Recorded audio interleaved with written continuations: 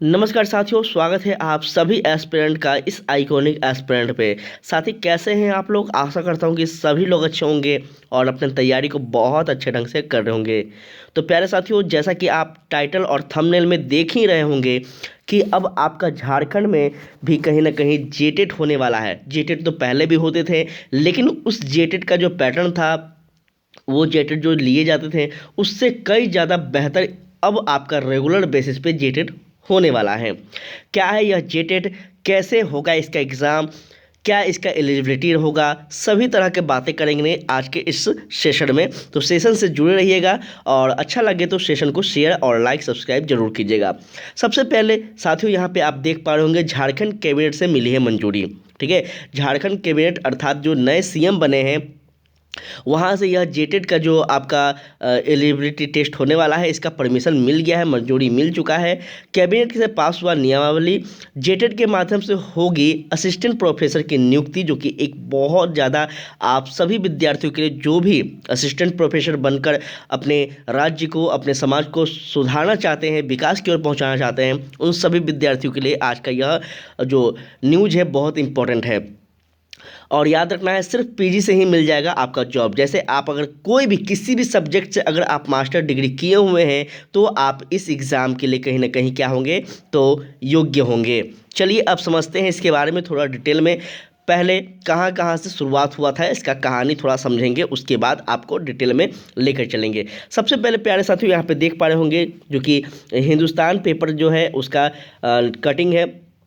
इसमें आप देख पा रहे होंगे जेटेट परीक्षा आयोजन नियमावली के प्रस्ताव को स्वीकृति मिल गई है, जो कि बहुत ही इंपॉर्टेंट है। कोई भी फेक न्यूज नहीं है, ठीक है ना, कोई फेक न्यूज नहीं है। और हम थोड़ा देर से ही सही, लेकिन रेगुलर जो बेस्ट कंटेंट होता है वही लेकर आते हैं। मेरा उद्देश्य भ्रमित करना नहीं होता है। अब यहाँ पे आप साफ साफ देख पा रहे होंगे कि कैबिनेट बैठक में जेटेट परीक्षा आयोजन नियमावली के प्रस्ताव को स्वीकृति दी गई है। राज्य के विश्वविद्यालय कॉलेज में असिस्टेंट प्रोफेसर की नियुक्ति और पीएचडी, बहुत इंपॉर्टेंट है, पीएचडी में नामांकन के लिए जो है झारखंड एलिजिबिलिटी टेस्ट, जिसको हम जेटेट कहते हैं, इसी के माध्यम से आपको क्वालिफाई करना होगा। जैसे फॉर एग्जांपल आप नेशनल लेवल पर साथियों आप नेट जेआरएफ देते हैं ना, यूजीसी नेट जेआरएफ देते हैं, तो वहाँ से क्या होता है, अगर आप नेट क्वालिफाई करते हैं तो आप असिस्टेंट प्रोफेसर के लिए एलिजिबल होते हैं। लेकिन अगर आप जीआरएफ क्वालिफाई होते हैं तो आप क्या होता है, तो पीएचडी कर सकते हैं और आपको फेलोशिप मिलता है। ठीक है, तो उसी प्रकार से साथी अब राज्य लेवल पे भी आपको मिलने वाला है, जो कि यहाँ पे आप साफ साफ देख पा रहे होंगे। चलिए थोड़ा और आगे बढ़े, ध्यान दीजिएगा। इसका आयोजन जो है कौन करेगा, तो इसका आयोजन जो है जेपीएससी के द्वारा की जाएगी। मोस्ट इंपॉर्टेंट है, ध्यान दीजिएगा इस पर।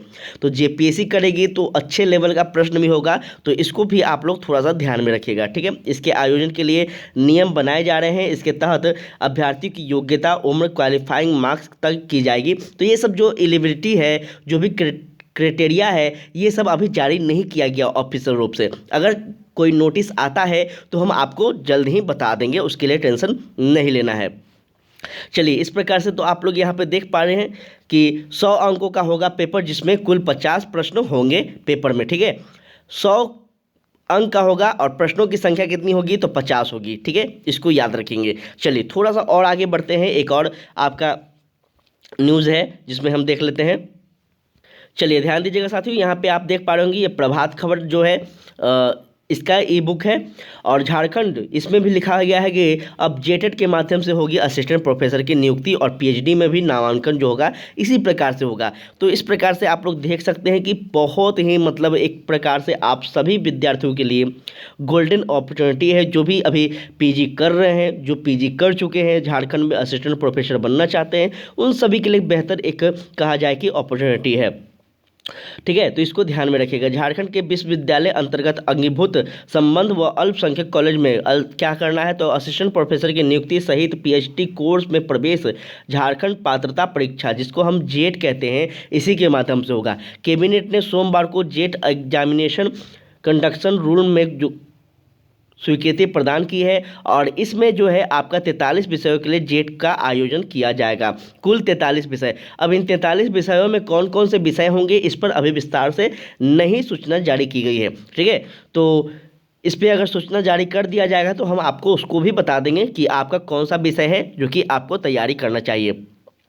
कुल 43 विषय होंगे जेट एग्जाम में, याद रखना है इन सभी चीज़ों को। चलिए ध्यान दीजिएगा। झारखंड में वर्ष 2017 में पहली बार जेट का आयोजन किया गया था। परीक्षा की अब भी सीबीआई से जांच कर जा रही है। नए रूल से बनने से लगभग 17 साल के बाद फिर से जेट के आयोजन का रास्ता साफ हुआ है। मतलब आप समझ रहे होंगे कि 2017 से, हमने अभी थोड़ा देर पहले बोला कि पहले वाला जो जेट होता था उससे कई ज़्यादा बेहतर अब जेट होगा।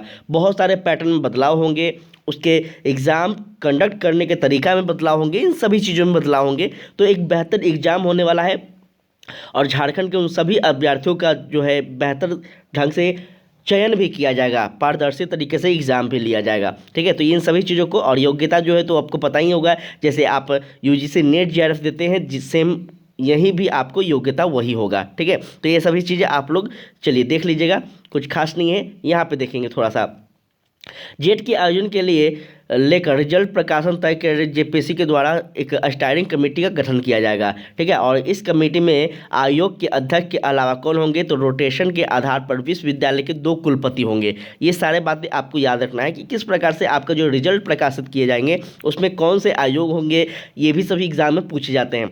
उसके अध्यक्ष कौन होंगे, इसके अलावा 2 शिक्षाविद जिसमें एक साइंस के और एक ह्यूमैनिटी के प्रोफेसर होंगे। कमेटी में राज्य सरकार के प्रतिनिधि भी होंगे जो कि सदस्य सचिव के होंगे। ये सारे बात आपको याद रखना है। तो यही कुछ इन्फॉर्मेशन था। मुझे लगता है कि आप सभी को बेहतर ढंग से इन्फॉर्मेशन दे पाए होंगे। किसी भी तरह का कोई भी त्रुटि हो तो आप हमें कमेंट के माध्यम से पूछ सकते हैं। जो भी कुछ आपके एग्ज़ाम से लेकर, चाहे आप बिहार से हो, यूपी से हो, झारखंड से हो या फिर किसी भी देश से हैं, जहां से भी आपको शिक्षा से संबंधित कोई भी अपॉर्चुनिटी, कोई भी वैकेंसी आते हैं तो साथियों इस चैनल से जुड़े रहें। आपको समय समय पे दिए जाते हैं और विस्तार ढंग से सिलेबस भी कवर करवाए जाते हैं। ठीक है, अभी सिलेबस इसका आने दीजिए तो हम लोग सिलेबस पर भी बातें किया करेंगे। तो आज के लिए इतना ही। जय हिंद, जय भारत।